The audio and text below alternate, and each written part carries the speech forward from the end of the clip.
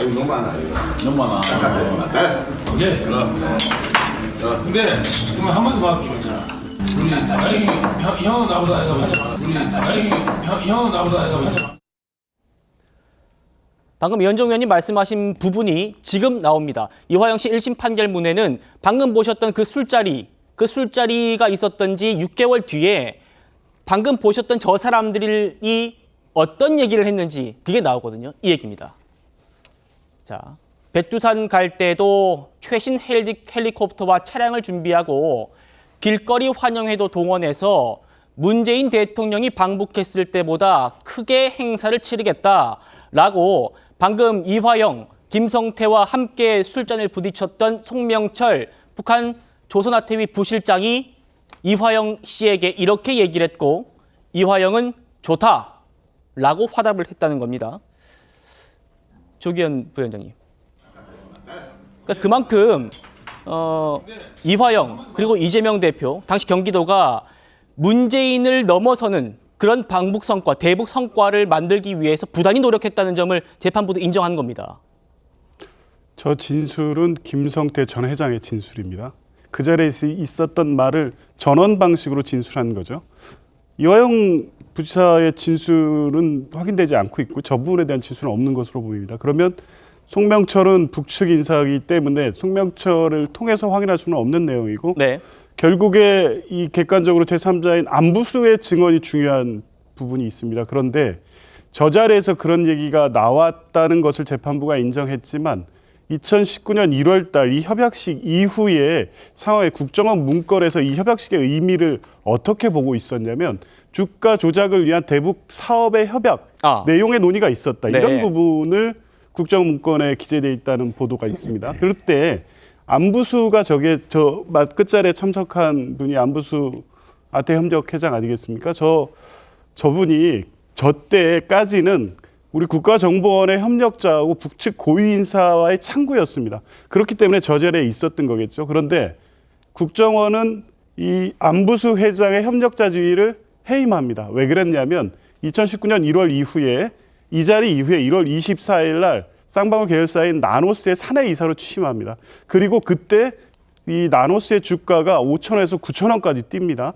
그 과정에서 이 안부수 씨가 관련해서 국정원에 협조하는 방향의 어떤 공작 임무와 무관하게 사적 이익을 추구하는 방법, 이 수단으로서 북측 인사를 접촉한다는 내용들이 계속 국정원 요원들에게 확인하면서 네. 그 지위를 박탈하게 된 겁니다. 그러니까 저 자리에서 만약 지금 김성태가 진술한 대로 이재명 대표의 방북, 경기도의 스마트 사업 대가 이런 부분이었다면 굳이 국정원이 안부수 씨를 그런 역할을 배제하는 결정을 했었겠느냐. 그리고 국정원이 1월 17일 저 협약식 보고서 저 자리 이후의 보고서에서 그 방북 이 대가 그러니까 협력기금의 대가를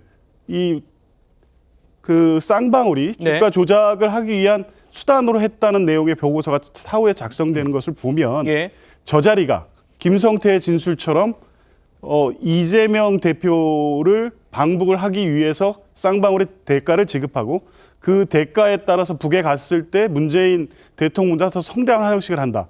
이런 자리 논의가 있었다고 보기에는 사실 다른 정황에 의해서 배척될 수 있는 내용들이 있다고 보여지고요. 다른 정황. 예. 그렇습니다. 그래서 항소심에서 과연 지금 김성태의 진술의 신빙성이 1심 재판부가 유죄 인정의 주요 근거로 봤는데 그에 반하는 국정원 보고서 또 국정원 내부 요원의 재판에서의 진술 그리고 안부수를 국정원이 해임하게 된 여러 가지 계기와 안부수가 저 당시에 행위했던 내용들 그리고 그 이후에 쌍방울과 안부수 간의 어떤 이 사적인 접촉 그리고 특혜 압박 이런 여러 가지 종합적 사정들을 보면 항소심에서는 지금 김성태의 진술이 신빙성이 탄압될 수도 있다 저는 그렇게 봅니다. 자, 정익진 변호사님. 그러니까 지금 제가 민주당 측의 입장을 충분히 들었습니다. 지금 민주당에서는 이 방금 보셨던 북한 송명철이 이화영 씨한테 최신 헬리콥터와 차량을 준비해서 문재인 전 대통령 왔을 때보다 환영회를 더 성대하게 해주겠다라고 한 부분을 민주당에선 지금 김성태의 주가 조작을 위한, 주가 부양을 위한 자리였다라고 지금 해석하고 있어요. 네네. 아니 근데 저게 좀 그 사실관계를 좀 바로잡아야 되는 게 조금 전에 나왔던 저 사진 동영상은 언제냐면은 2019년 1월 17일이에요. 저 때는 언제냐면은 중국 선양에 캠핀스키라고 하는 호텔이 있는데 예. 거기였거든요. 그때는 2019년 1월 17일에는 뭐가 문제가 됐었느냐? 스마트폰 비용이 문제가 됐던 거예요. 네. 그래서 2019년 1월에 김성태 회장이 200만 불 보내고 4월에 300만 불 보내지 않았습니까? 그런데 조금 전에 우리가 봤던 것처럼 뭐 헬기가 날아다니고 뭐가 날아다니고 이거는 언제 이야기한 거냐? 똑같은 송명철이 이야기한 건데 6개월 뒤에 한 겁니다. 2019년 7월에 어디서 이야기한 거냐? 마닐라에서 이야기한 거예요. 그 마닐라는 왜 갔었느냐?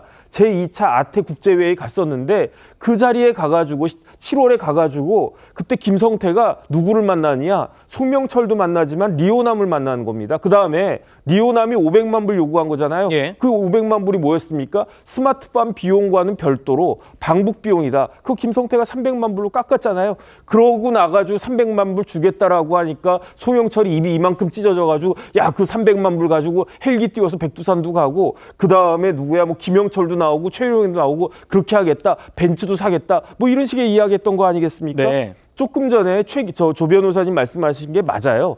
그 김성태가 800만 불이라고 하는 100억이라고 하는 거금을 보냈을 때에는 그냥 이재명 대표를 위해서 모든 것들을 아무런 대가 없이 그거 보낸 것이겠습니까? 아닙니다. 만약에 만에 하나 100억이라고 하는 거금을 김성태 회장이 단순히 이재명 지지자이기 때문에 이재명 대표만을 위해서 증여한다는 형식으로 해가지고 보냈다라고 하면 이재명 대표는 무죄입니다. 왜냐하면 이거는 어떤 뇌물죄냐? 제3자 뇌물죄예요. 제3자 뇌물죄는 다른 뇌물죄와 달리 부정한 청탁이 있어야 되는 겁니다. 그러니까 김성태 같은 사람의 부정한 청탁이 있어야지 성립되는 범죄인데 그런데 지금 말씀하신 것처럼 김성태에게는 부정한 청탁이 있었던 거예요. 어떤 부정한 청탁이 있었겠습니까? 쌍방울 주가 올리고 해가지고 나도 한번 부자가 돼보자. 그런데 주는 무엇이냐? 이게 그 처음부터 그 김성태 회장이 뭐 그 스마트폰 비용 처음부터 내가 내겠다라고 이야기했습니까? 쌍방울하고 스마트폰하고는 아무런 관계가 없지 않습니까? 김성태가 무슨 뭐 잘났다고 그 이재명 대표 그 북한 가는데 방북 비용 되겠다고 그랬겠습니까? 예. 그러니까 결국은 이재명 대표를 위해서 800만 불을 부담한 다음에 그 다음에 이재명 대표를 통해서 나도 한몫 잡겠다. 이게 부정한 청탁이고요. 그렇기 때문에 이런 것이야말로 이른바 전형적인 제3자 뇌물죄 구조가 되는 것이다. 그렇기 때문에 검찰이 기소한 것이다. 전 그렇게 정리가 됩니다. 같은 장면, 같은 배경을 두고 이렇게 다른 해석을 하고 계십니다. 이화영 전 부지사는 과거 2018년에 이재명 당시 지사의 구체적인 방북 플랜에 대해서 이렇게 언급한 적도 있습니다. 들어보시죠. 이재명 도지사가 육로로 평양을 방문하고 싶다고 그랬더니 이종혁 원장께서 그렇게 되려면 시간이 많이 걸리지 않겠느냐, 다른 경로로 좀 더 일찍 오는 게 좋지 않겠느냐 이런 여담을 하실 정도로 적극적으로 방북 초청 의사를 밝혔고 평양을 방북할 그럴 날이 머지않아 오지 않을까.